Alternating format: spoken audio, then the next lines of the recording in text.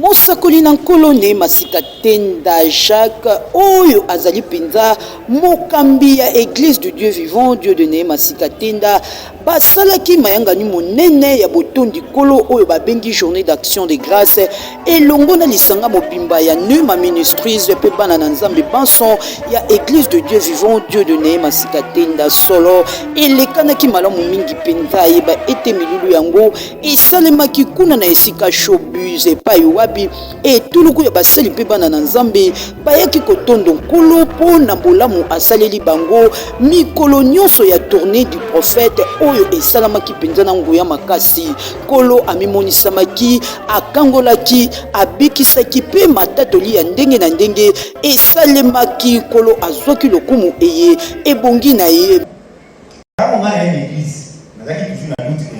magicien a maboko simba ngata pakona mafuta na sala ki ata 5 minutes na moni on dirait ni na soka écran wikiti na moni papa na écran alati la ba médecin akeko fungola pharmacie na kati ya pharmacie afungoli tiwa na kati ya pharmacie wona zaka na kisi ni balé kisi ya kimosoka komaki na ngoko oxon huile bulanja munene ya huile d'olive ya mi balé ba eko koma imposition de main asi yango na maboko atume atali na place nazalaki kama atali na miso ngana yebi tali na ekran bala moko na kisomo na fuka na pese mkongo na bali ko senga bolimi sanzo lina protocole ya ko kwani na ko kisa mpa mkongo tena si tika ngai eloko ngana moni tika ngai na bali ko bonde la kosenga mwa na Nzambe kama na sisi na zomi na kusona ngani normal bala moko na moni papa ya kimsa mko pesa ya micro donc na zalaki ne sema mikebi ça vraiment c'est un interdit bana na Nzambe batombolaki nkolo na baloyembo pe mabina mosakoli na nkolo Neema Sikatenda azangaki te kokabola maloba na Nzambe elongo na libota na Nzambe na esengo motema komona maekolo asalelaki bango na tournée na bango mosakoli ya bikolo mosakoli na nkolo Neema Sikatenda azangaki maloba te na elobeli ya Olivier Mukendi esengelaki to organiser mokolo moko unique neti mokolo ya koloba merci epai na Yesu wana po eza na makasi na biso te eza na nguya na biso te kasi eza na makasi ya nguya ya ekulusu ya Yesu Kristo eza na makasi ya molimo no ya tindaki mokolo na Pentecote yango wana nde eza korealize baevre ya minene oyo atambusi biso pendant 2 mois 2 semaines makambo nano miso mona te matu eyoka te oyo makanisi na moto ebanza te mama naza koyebisa bino. En fait, tout ça qui n'a défaut moko, makamboyo tellement tout message dans depuis tant il y a papa. Et puis, je pense que pour ne pas me vanter, dans tout l'espace de 16 ans depuis que j'ai pris le travail, j'ai fait pas moins de 40 croisades au stade, y compris martyr et triomphal. Pour dire que ça comptait, parce que nous avons totalisé plus de 180 œuvres de croisades publiques, y compris pas moins de 40 dans les stades. Pour dire qu'il y a beaucoup, et ça n'a pas mis ça là, et belé, mais les premières années, peut-être négligence et équipe, mais voilà pourquoi on s'est décidé pour serrer sentir. Que Dieu accepte. Donc, on a côté dans Mousalawana, Nzamba Ropambola, parce que Nzambe azoluka basali, o bazali nanda kute mazana bazana bilanga. C'est-à-dire, o bazoke ngosala musala isika ba besoin ezali. Yesiko avant une église te accueilli na population à Sakoli, à Bondeli, Nzamba sali misala et sengeli pe ko sepela pe ko lakisa mokilike. O nyonso ba kota na bilanga Nzamba ko landisa bango bilembo oyo asila ko prophétiser. Rappelez-vous l'autre jour, lorsque ces Samaritains est revenu, il était lépré avec ses collègues, mais lorsqu'ils ont été guéris, il est rentré tout seul pour rendre gloire à Dieu. Le travail que fait le prophète des nations, Neema Sikatenda, une grande tournée de promotion de santé et de guérison par ces temps ici, c'était quelque chose d'extraordinaire. Nous sommes rentrés aujourd'hui pour rendre grâce à Dieu pour tout ce qu'il a fait.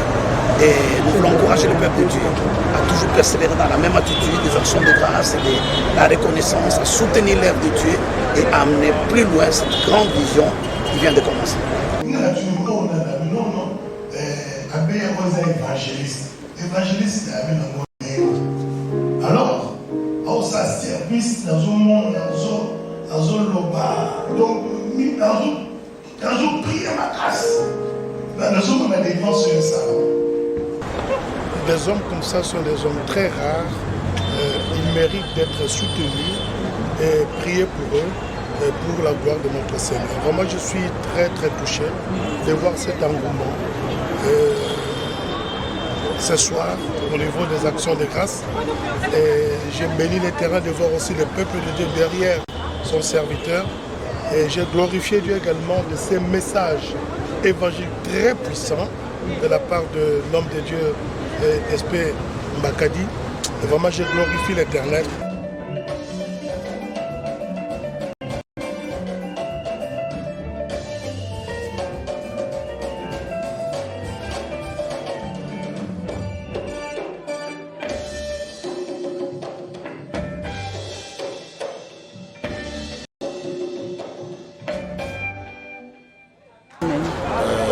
De tout ce que Dieu a pu faire avec son serviteur en ces temps-ci. On a vu comment est-ce que l'enfer a été défié par la puissance de Christ, comment est-ce que cette invasion a été très forte et puissante, et on ne devait que rendre de multiplication de grâce à l'Éternel. Et le message qui a été donné ce soir a été un message d'une portée spirituelle trop élevée. Et il y a eu trop de révélations qui ont encore ouvert l'esprit. Je pense que le ciel est en train de célébrer en ce jour ce qui a été fait. Nous glorifions le Dieu des Nèbres et nous glorifions Jésus-Christ qui nous a fait cette grâce en notre grâce. Nous disons gloire à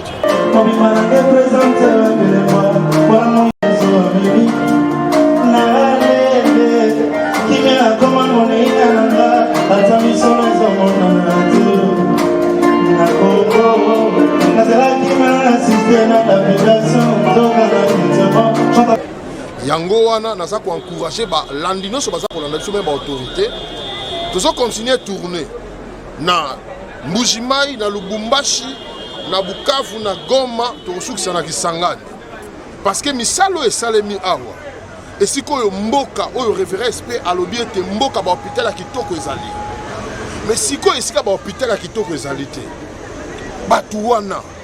Moi je pense qu'il faut soutenir. Yango na tondi botondo kola pambola bato nyonso baike nyonso o baza connecté baza kolanda biso pe na ba tango Yesu Kristo ya Nazareth apambola bino.